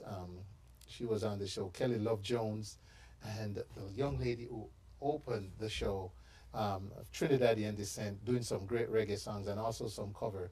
Um, Jeez, I need to remember her name just to be able to shout her out. But I looked at that concept and I said, great. But you know what? There was so much room in that place. It was being promoted on an FM dial. This is reggae in Atlanta. How about you come out and get such great... I fell in love with Kelly Love Jones, even though I went there to see Ija Noah and Brap. And so I'm saying that to say, even in a situation in the heart of Atlanta with an FM dial promoting it, we just couldn't have a full house at a cheap cost, like $10, whatever it was, just a donation for to see the artist. So Yeah, and you know what? That's the same issue for gospel music as well, as you and I know, Wayne. yeah, oh my gosh, if you think it's hard for secular, ask the folks who try to keep gospel shows here in Atlanta. I've been affiliated with Atlanta Bless since its inception, pretty much. Yes. And every year, it's a struggle. It's a struggle, no matter how great the artist is. And the funny thing is, you post a clip of an artist that's coming on a show, oh, it goes viral. Thousands of views. And you're thinking, you go to the venue, it can hold 500 people, and you can't find 300.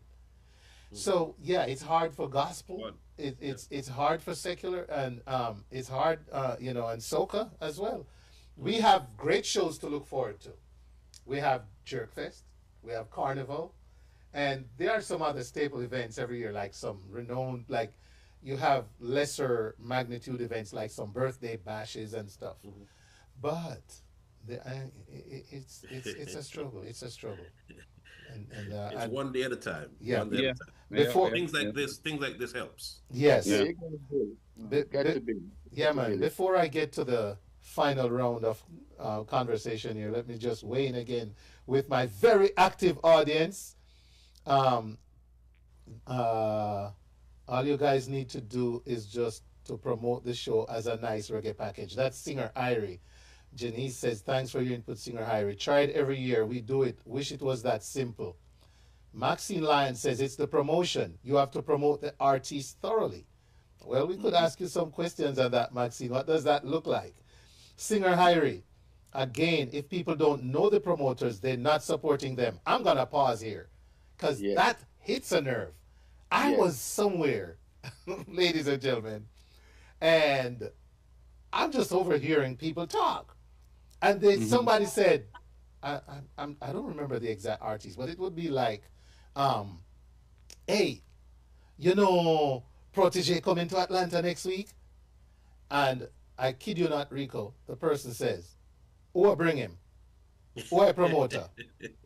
And let's say the person, and this is a true story. I never told the promoter, but it's a true story. Yeah. The person went on to say, like, no man, a Rico. It's a Rico Vibes promotion. You know what the person said? Me not put no money in a Rico pocket. Me that love go see Protege, yes. So that's such a good point. How do I not go see an artist I love because I'm worried about putting a man might not even make any money bringing the artist here.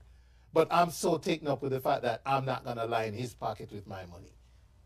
When he's trying to preserve our culture, he's trying to do what's good for us. That's where the problem is. That's where it is. That was way too personal. So let me see. Yeah. Where was that? Which that was the promoter. Yeah. So to keep a show, you have to be a person well known as a supporter or supporters that go to other people events. You're tapping into some good stuff because I hear that too. Support for support. Yeah. And wrong or right, it exists. We and all never come and nothing when we put on. So why me I go we and all birthday bash? Why me I drive go over vibes kind birthday? We and all never come. And you know what? Point taken. We can't be everywhere, but point taken. They do have the support for support culture as well. Yes. Thank you for that, Singer Irie. Let's see what else we have here. Right, Rico. Okay, so Janice O'Shea is saying, you're right, Rico. Different market, different culture here. Caribbean Atlanta isn't New York or Miami. Events have to be priced accordingly until it's figured out how to change the current narrative. Thanks for that, Janice. Maxine continues, yes, some artists want house and land for their performance. Sad. All right. And Janice is saying, Andrea Brown McNeese certainly is. The reggae dancehall passion of the guest is refreshing. All right. So if the home artist can pull the crowds, because if the artist not having hit songs to pull the crowd, it won't work again. More time people want to see artists from other countries, states, and different places. Well, there's a point. All right, and it continues, So, um, interesting dialogue, gentlemen. And again, I truly appreciate you coming on for us to have this conversation because it's Reggae Month, and we live in Atlanta. We're not down there in our different places to celebrate it. So, what are some? So, let's wrap up on the hopeful side of things. And I'll also let each of you have a few minutes just to give like a conclusive argument to the whole thing. But right now, what's hopeful about reggae in Atlanta? David, let me start with you.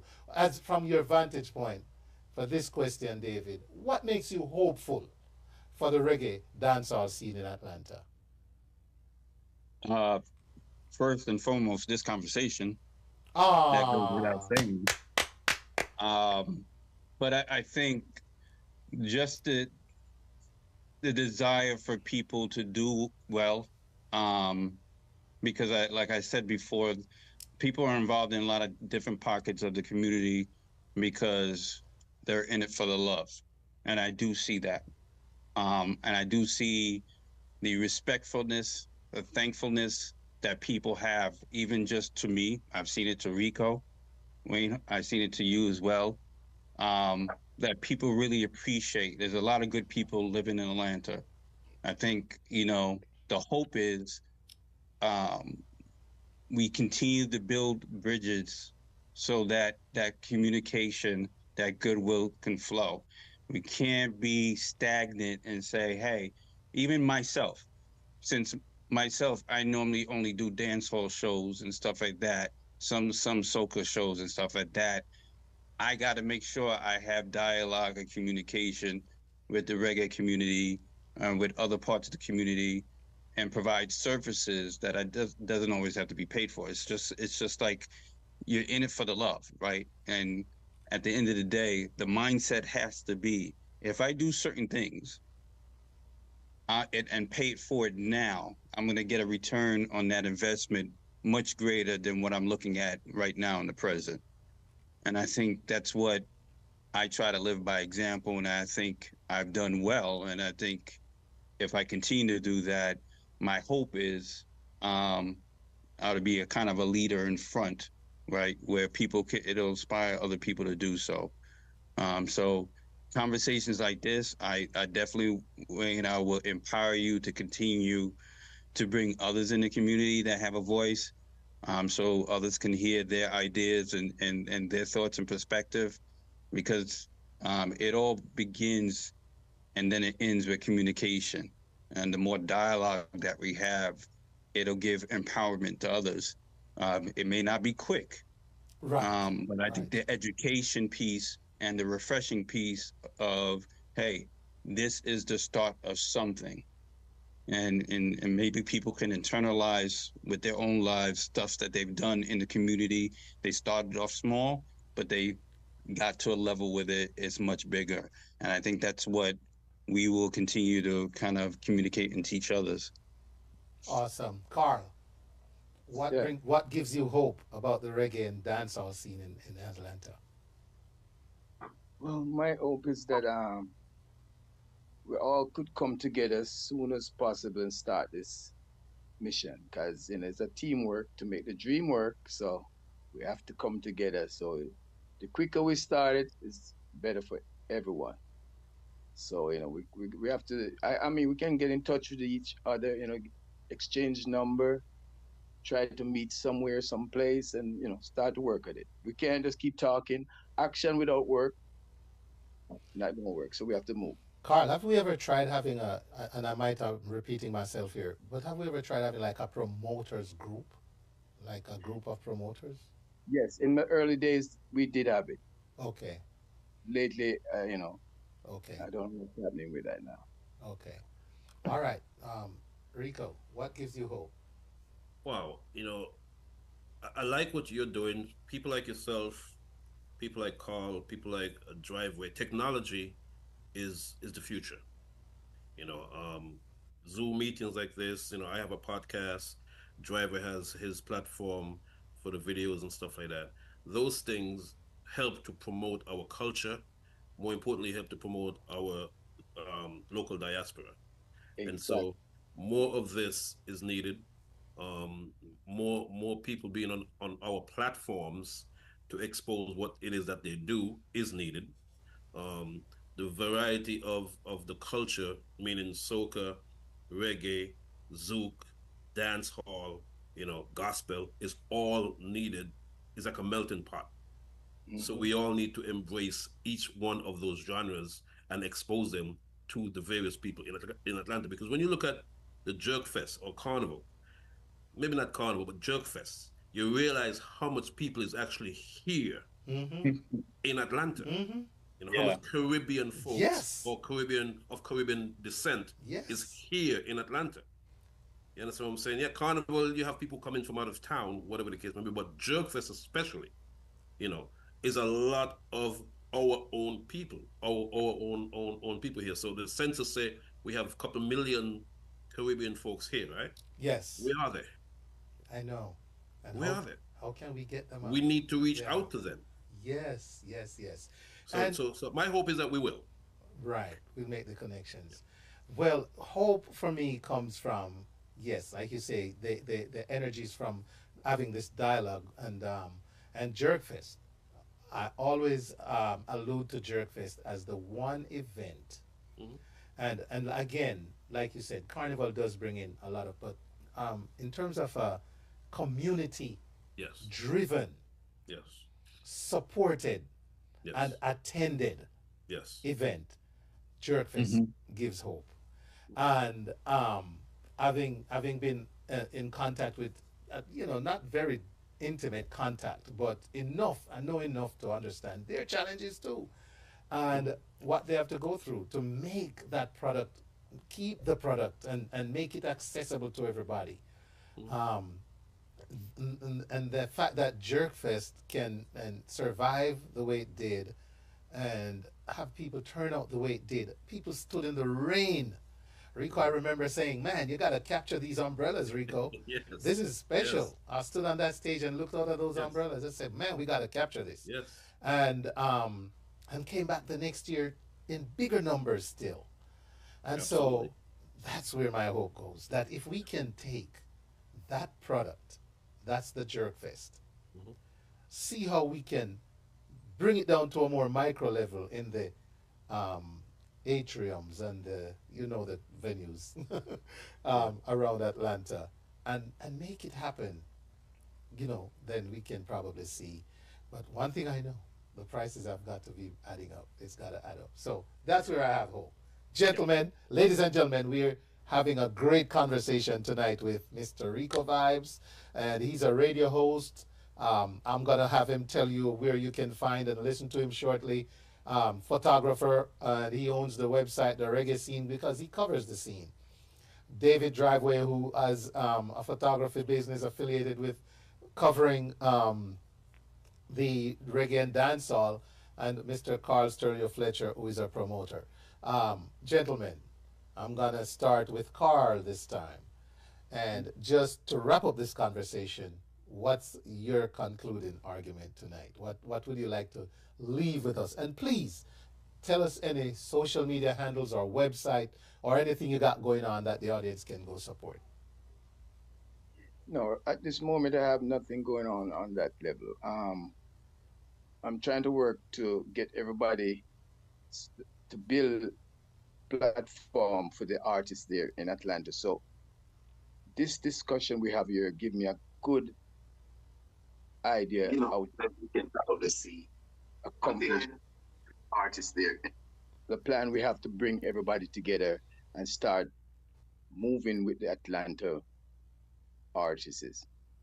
Okay. Mr. Carl Stereo Fletcher, thank you, sir, for your time tonight. We truly appreciate it. It's a start. Yes, thank you All very right. much. Okay. All right. David, what would you say in closing remarks today? Nah, just as a contributor, you have my commitment to do whatever I need to do to kind of be a positive influence. That's never going to change. So at the end of the day, I'm just going to continue to do what I'm doing, but I'll kind of make that promise not to get into a silo of thinking when it comes to certain things. Yeah. Thinking outside the box, especially surrounding the conversation that we talked about today and these topics. Definitely will, kind of start thinking about some things and building some things internally that can have some positive results. For now, if anybody wants to follow me and see some of the content that I put out, obviously Facebook, which has my government name right now, because I'm forced to change it. Yeah. Like, who is this David Monroe? So David Monroe's Monrose. I have to wait to change it for a couple months. Back. You can find me on Instagram at Driveway Cam Visuals. That's with an S at the end. And then go to YouTube. And if you just search Driveway Cam, you'll see my channel. I have over 15,000 subscribers. And that's just from dealing with the love and going out there and shooting videos, not putting too much money in marketing. It's just putting my videos out there and having people watch it. So when you go to the YouTube channel, just like Wayne Hope would say, click the like button on those videos, click subscribe, and hit that bell notification to get notified when new content drops. There you go. And his work speaks for itself. That's what he's saying. He let his work do the talking. Thank you, David. Yeah, Rico. Well, you can always follow me on the Flavor Radio. That's DAFLAVA Radio. Been up for about 14 years now. Also got a podcast that's been up for about 4 or 5 years, and you can follow those content at youtube.com/Rico Vibes. And of course on Facebook is Rico Vibes. On Instagram is Rico Vibes Natural Vibes. And of course the reggae scene has been up for 20 years, and all the events that's happening in and around Atlanta, flyers are posted on there as well. So I'm easy to find. Just type in Rico Vibes in Google and it'll take you to pretty much all my social media platforms. And people, just real quick, the man is that important that he has 2 Facebook pages. So just to let you know because I had 5,000 the limit on one of them, so I had to get another. I know. Exactly. That's what we're talking about. Well, I would like to say a big thank you, gentlemen, for taking the time and engaging in this conversation. As we say, it's Reggae Month. Reggae in Atlanta it's alive. It's alive. It might not be as well as it could be, but reggae in Atlanta is alive and well enough. Let me put it that. But you know what? Speaking of Reggae Month, I don't want to end on a sour note, but I got to say, rest in paradise to Peter Morgan. Oh, yes. A very good friend of mine. Yes. I just spoke to Gramps before we came on live here, and they're making the arrangements for the funeral. So, I mean, it's a hell of a loss to the reggae community worldwide. Yes. Yes. So I just got to say that rest in peace to Peter Morgan. That's right. We echo that. Rest in peace, Peter, and our condolences to the Morgan's Heritage family, friends, supporters, and fans everywhere. So, gentlemen, priceless conversation. We're going to definitely have to do this again. And I appreciate all you do. I know what it takes, man. Oh, my gosh. I just have one show. And, we still got to keep our day jobs, right? So yeah. I really appreciate it, gentlemen. And so thank you. Have a great rest of your evening. I'm glad you mentioned Peter, because I think it's a great way to just go out with some memories of Peter and Morgan's Heritage. Thank you. Have a good night. Yeah, boy. Yeah. A raga, so a raga. You don't have to dread to be Rasta. Don't have to dread. This is not a dreadlocks thing. Divine conception of the heart. Well, you don't have to dread to be Rasta. Well, don't have to dread. This is not a dreadlocks thing. Divine conception of the heart. Well, It's a life of a liberty, lived by the fathers of our history. Uphold the anciency and prophecy, trust in the power of the Trinity. Yeah, got to believe in His majesty. Oh yes, His lineage and divinity. The first step is to... That's right, you don't have to dread to be Rasta. Ladies and gentlemen, what a great night on the Wayne Hall Show. What a very encouraging conversation. I really am truly grateful to the guests, to my guests tonight. Big up to Caribbean Association of Georgia and Anthony Turner. Thank you to you for listening. Thank you to you for watching. I'll be back next week with more in store right here on the Wayne Hall Show. But until then, Wayne Hall saying, see ya.